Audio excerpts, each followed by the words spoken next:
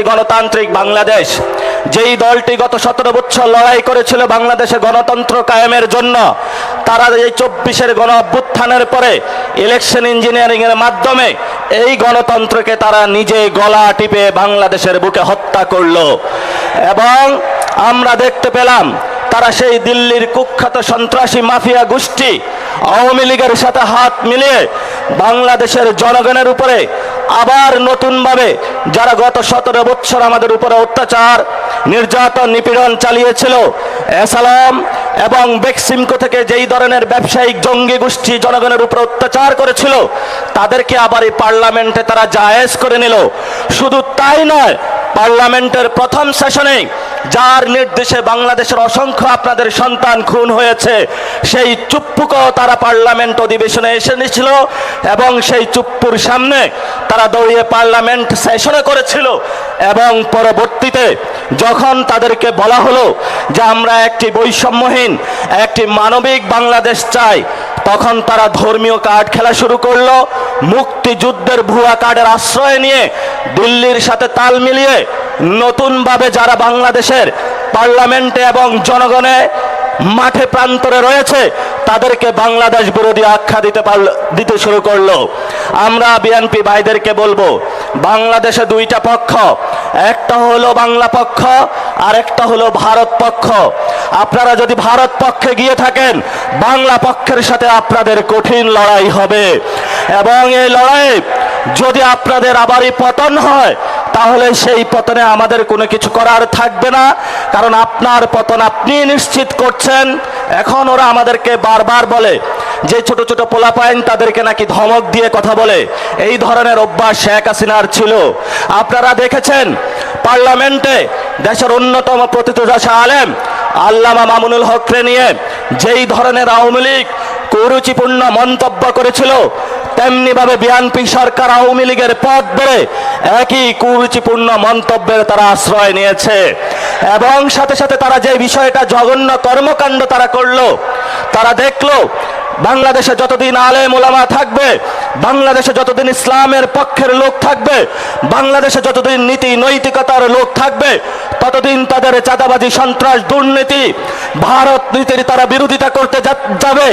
এই জন্য তারা বাংলাদেশের বাংলা পক্ষের শক্তিতে নিবৃত্ত করার জন্য ক্যারেক্টারের আশ্রয় নিয়েছে। যেই পথে তারা আশ্রয় নিয়েছে, এই পথটা ছিল শেখ হাসিনার। এই জন্য আমি তারেক রহমানকে অনুরোধ করব, আপনার বাপ কখনো মুজিববাদী লোক ছিল না, আপনার মা কখনো মুজিববাদী লোক ছিল না, কিন্তু আপনি নব্য করে মুজিববাদের পাহারা হয়েছেন।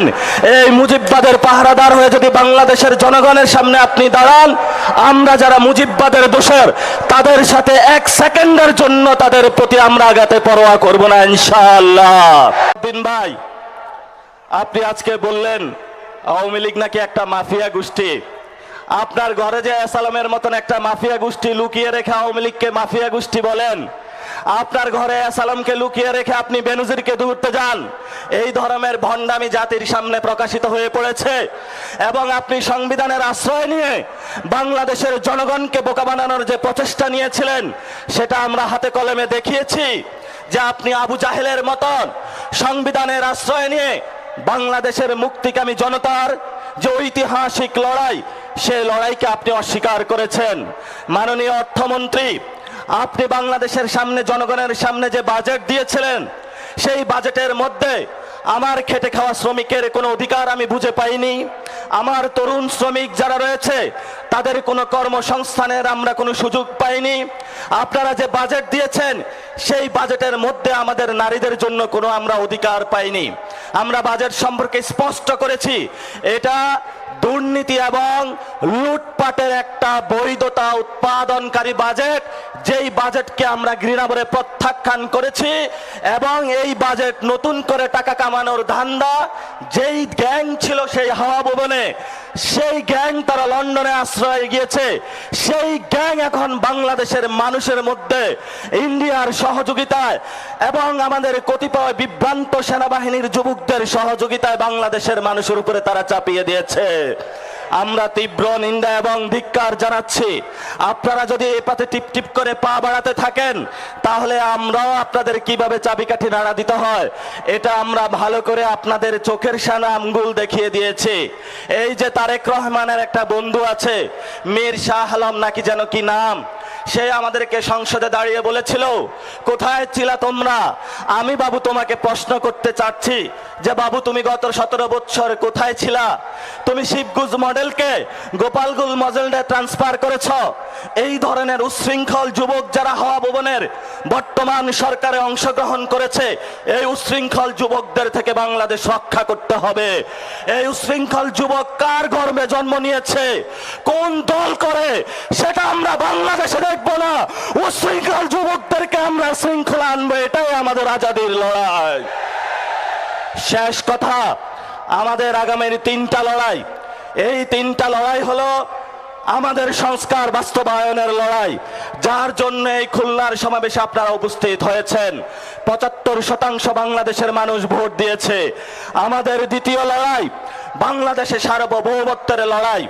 এই সার্বভৌমত্বের লড়াইয়ে দিল্লির দাদাবাবু থেকে বের হয়ে, আমেরিকান পররাষ্ট্রনীতি থেকে বের হয়ে স্বাধীন বাংলাদেশের পররাষ্ট্রনীতি ইনশাআল্লাহ আমরা বাংলাদেশে প্রতিষ্ঠা করব। লাস্ট যেটা, আওয়ামী লীগ বাংলাদেশে বিচারের মুখোমুখি হতে হবে। যদি আওয়ামী লীগ বাংলাদেশে বিচারের মুখোমুখি না হয় তাহলে আমাদের সামনে আরো অসংখ্য যুবক, আরো অসংখ্য নারী, অসংখ্য হিন্দু, অসংখ্য আলেম ওলামা, আমাদের ভবিষ্যতে তাদের হলো পবিত্র এই রাজপথে তাদের রাজপথ রঞ্জিত হবে। আমরা আশা করব সরকার আমাদের কথাগুলো তারা কানে না দিবে। যদি তারা না নেয় তাহলে কিভাবে কানে তাদেরকে ঢুকাতে হয় আমরা সেই উচ্ছৃঙ্খল যুবকদের শিখিয়ে দিব, যারা পার্লামেন্টে বসে বসে মিট মিট করে হাসে। প্রিয় খুলনাবাসী, আপনারা জানেন এই খুলনায় কেডিআইতে দলীয় লোক বসানো হয়েছে, এই খুলনাতে সিটি কর্পোরেশনে দলীয় লোক বসানো হয়েছে, এই খুলনাতে জেলা প্রশাসনে লোক বসানো হয়েছে দলীয় লোক, এমনকি বিসিবিতেও লোক বসানো হয়েছে। খুলনাবাসী, এই সব সন্ত্রাসীদেরকে আপনারা ছাড় দিবেন না।